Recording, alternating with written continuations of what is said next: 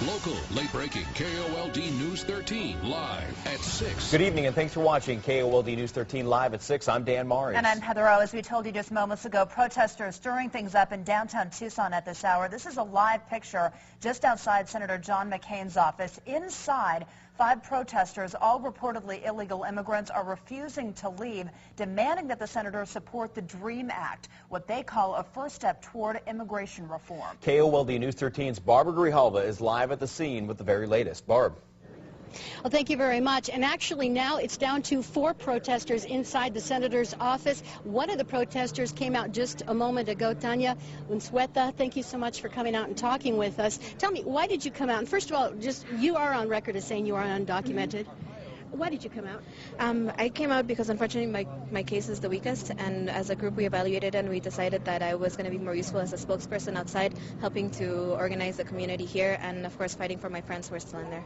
Tell me about your history a little bit. You came here when you were 10? I came here when I was 10. My parents were searching for a very better life for me and my sister, and we actually came here with a tourist visa, but you know, we started building our lives here. We started going to high school, then college and all of that, so we decided to stay, and we really didn't know how to change our status or anything, so we became undocumented. All right, and you want the passage of the DREAM Act, which would change your situation, correct? Right, so the DREAM Act would affect people who came here before the age of 16 who finished 2 years of college or 2 years in the military. And then also have a 6-year wait to as a path to citizenship. Right, so there's a whole process. All right, we're going to explain that a little bit in this package that I just wrote for you. We have something we want to show you. We were here all day long. We did talk to some of your colleagues that were in Senator McCain's office. We also talked with the police officers and some other folks. We have that for you right now.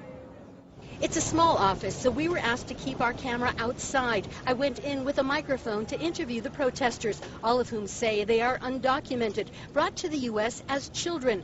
I asked if they were afraid of being deported. I was told their fears are gone, that they've moved past that. There's nothing more than we can give but ourselves, and we know the risk that we are taking, and it's not about us anymore. It has stopped being about us, and it's about the movement. It's a risk, but it is time that we come into the light and that we make our voices heard, because if we don't do it, nobody else is going to do it for us. Outside the office, about 100 people demonstrated in solidarity with the protesters inside. Tucson police said they were there to keep people safe and access to surrounding government buildings open.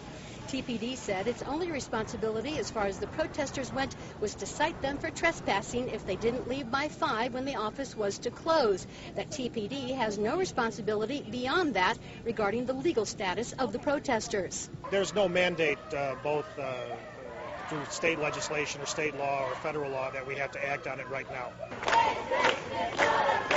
DREAM Act supporters say they have worked for years to get that act passed. They want it to be the first step, the model for future immigration reform. The DREAM Act would grant a path to citizenship for undocumented youth who arrived in the country as minors, have good behavior, and commit to at least 2 years of university experience or 2 years in the military. De La Fuente says DREAM Act supporters believe a bill based on education, equality, and fairness is a better immigration reform model than Arizona's strict new immigration law that many states are trying to copy.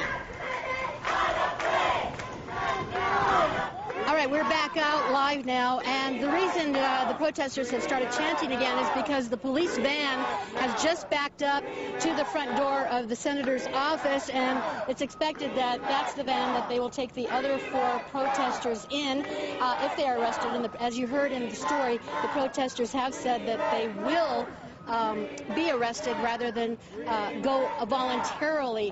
Once again, they are all undocumented. I asked them again if they were concerned about that, but they said it's gone past that they don't really have any fear. You really should know there are several attorneys here who have said they will represent these protesters, whatever the charges may be, whether they be trespassing, which is the initial charge that TPD will charge them with, or whether